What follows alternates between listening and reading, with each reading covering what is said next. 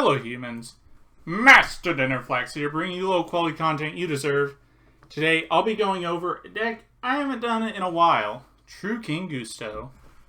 So, made this deck a while ago. It's pretty much a worse True King Dino, but I personally find it more fun. And if you're going to build a Gusto deck, for whatever reason, I think this is absolutely the best possible version you could do, just because it gets you to your cards faster than normal, because this doesn't depend on your opponent destroying your cards, because they can just not do that. So let's get into it. 3 Eagle, it's kind of a necessity with freeze, but I don't like it too much because of the fact that it is only a battle tutor. But the reason it is at 3 is, well, it's freeze, but also it's the only proactive battle tutor. Like the other ones, Winda, she needs to be hit by battle, whereas this can crash into something and tutor out something. Where Winda, your opponent needs to attack it. But this one, it's also a level 1 tuner, which is pretty good. Triple Griffin, this is literally the best one. It triggers off Diagram, the level 9 True Draco. This one's the best because so unlike all these, they have kind of a specific restriction on what they can summon. Like they can't get everything, but this can get anything. Any Gusto monster, this can just summon. And the way you trigger this, unlike the rest, you actually have to send it from your hand to the graveyard. So you have to trigger it with Diagram, with Mari Mine, and like Lightning Tempest or this card. Those are the only ways to trigger it. You can't just run it into something and call it a day. Has to stay in hand the whole time. But it's still just the best one. Then we got Triple Goldo. It has to be sent from the field to the graveyard, so you actually have to normal summon this, or just find a way to summon it to get its floating effect. But it's still very good, and it's still one of the best ones. So you need to play it at 3. Then Triple Squirrelo. This is the most like a baby dinosaur, so this one had to be maxed out. But its effect is probably the worst of the tutors, because there's only 2 cards it gets in here, and the 2 cards, they aren't necessarily good. This one's actually okay. But you need to play level 5 or higher, and those typically can break your hand.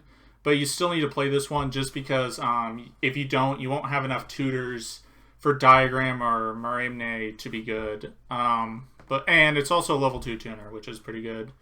Then we got Double Pelika, not 3, because as soon as you see 1, you do not need to see another one ever.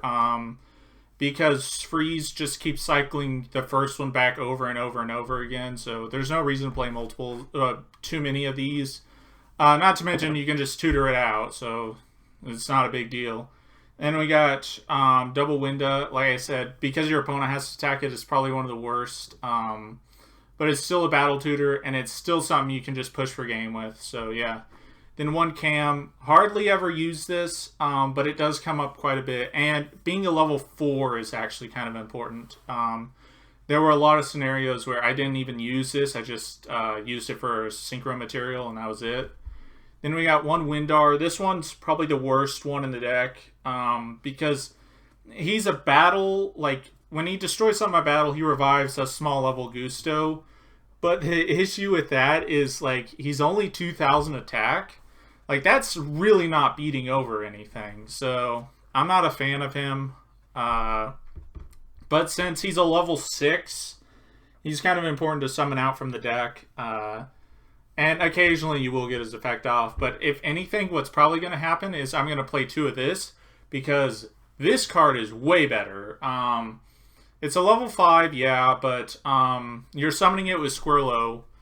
But what you do is, once per turn, you can stack a card from your hand to the bottom of the deck, and then you can switch any Gusto monster you have with the monster your opponent has. And since this is a going second deck, that's a really good effect. You can take their, like, Colossus or something, whatever. You can take anything.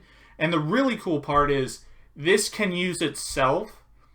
And since it only has 1900 attack, it's typically going to let you run over itself. So like, it's like a 2-card creature swap investment, but you get to choose what's being creature swapped, so that's actually pretty cool. This might go up to 2 because Windroar, it really does suck. But I just wanted to see if it was worth the option. But this will probably be 2 Oris. And then we got Triple Marimne, or however you pronounce it. A lot of the times, it doesn't even matter that it's like doing anything. It just matters that it's destroying your cards. And something to keep in mind, I guess I forgot to mention this, is these 2 cards actually miss timing. However, with Dragonic Diagram and this card, they do not miss timing from it unless you do something very specific to cause that. Knowing when a card misses its timing is really important with this deck. Dragonic Diagram, the destruction and the search happen at the same time, so it's not the last thing to happen. It is the same with this card. It all happens at the same time, so it lets them trigger. So like these are fine. You just got to be very careful with how you order your chain links, because you will cause plenty of things to miss timing, especially a card like this. If the last thing to happen wasn't it being summoned, it doesn't do anything. So very important to keep that in mind with this deck, is to order your chain links properly, or you will miss effects. Then we got Tempest. It's just a big wind monster, pretty much. You can also discard itself and this to search this. Then Lightning is the other way around. Discard this, and summon this. And we got Triple Wind, the Wind Medium. It kind of does the same thing, but it triggers Griffin, and Griffin's the best card in the deck, so that's really important. So that's it for the monsters. 27, they're all wind. You just want to go second, summon a bunch of wind monsters, take their stuff, and either just attack, do a lot of damage, maybe break apart some of their board with like Guldos and whatnot. Either that, or you'll just freeze loop them. But yeah, that's basically it for the monsters. For the spells, Dragonic Diagram, Triple Dark Hole. This card is absolutely god-awful, but I couldn't think of anything else that destroys your own stuff and then kind of forces a negate sometimes. Then we got 1 Emergency Teleport, 1 Foolish for Tempest, 1 Terraforming for Diagrams, and 1 Contact with Gusto. Just testing this out. I wish you could search this card. You can recycle this super easy, but this Gustos don't like have an actual way to search any of their cards outside of tutoring them from the deck, and I think that's kind of lame. But it's an interesting tech. It's only good because you can recycle it with freeze. Any other reason, it's pretty terrible. And then Triple Infinite Permanence because yeah, I don't know. And then for the extra deck, because of Pelika, you're actually locked into wins 99% of the time you're trying to do anything. So I think it's like 1 Calamities and then 14 wind monsters. So we got Cloud Castle, Stardust Dragon, Crystal Wing, Fast Dragon, Triple Freeze, because this card is very crucial. Not even to like do this freeze loop, but just to maintain advantage, because if you know they're going to break one of them, you'll just recycle this and then make another one, recycle this, and if they break that, you'll make the third one, and then maybe you can freeze, do whatever. So having multiples of these is actually pretty important. And then we got Guldos. It's kind of just like a I don't know, it's a smashing ground by recycling your stuff. It's a pretty basic synchro, but it's not bad. It's really good to have the option. Valkos, this one is has a lot to be desired, but it actually gives this guy an effect sometimes. It just boosts all your Gustos by 600. That's not very relevant most of the time, but like some OTKs use it, and I couldn't think of anything else to put in here, so yeah. Then we got Calamities, never made them, made this once. Then we got Appaloosa, because it just very much happens to be wind, which is very handy. Then we got Great Fly. I'm not even going to try to pronounce that name, but it's a DD Crow, but it shuffles it into the deck instead of banishing it. So that's actually a really good effect this format. Like, not even joking, that's actually a really good effect this format. And it also has the effect where if your opponent has no monsters in their graveyard, he's 4,800 attack. That doesn't really come up. Then we got the Link win.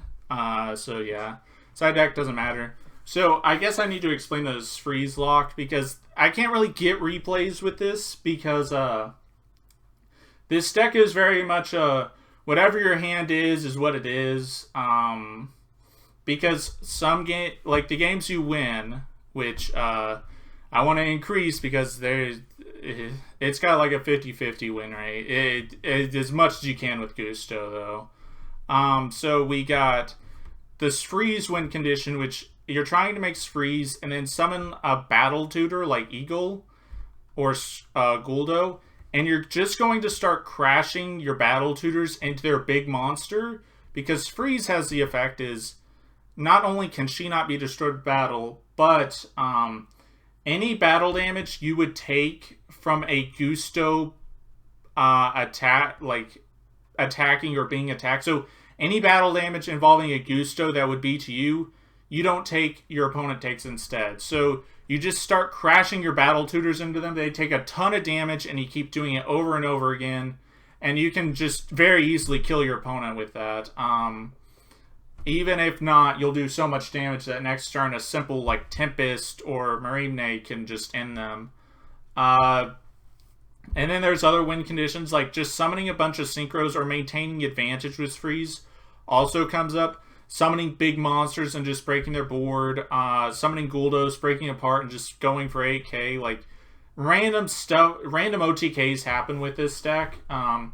It's also not bad at breaking apart boards. And against some decks, Dark Hole is actually kind of insane, especially when you're deciding to destroy a Guldo or a Squirrelo with it. Like, there's like plenty of ways to like break apart a board with this, but I wouldn't suggest actually trying it against a really competent deck like Orcust or Thunder Dragon because this deck it is a very casual deck. Like, it's built like it was made in 2019. Like, I actually tried to implement cards that supported the strategy, that sped it up, and actually had synergy with the deck.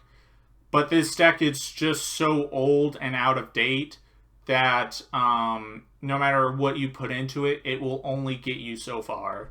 But that being said, I actually have a lot of fun with this. But that's going to be it. Thank you all for watching. Hopefully you enjoyed this video. And remember, Master Dinnerflax will take your soul.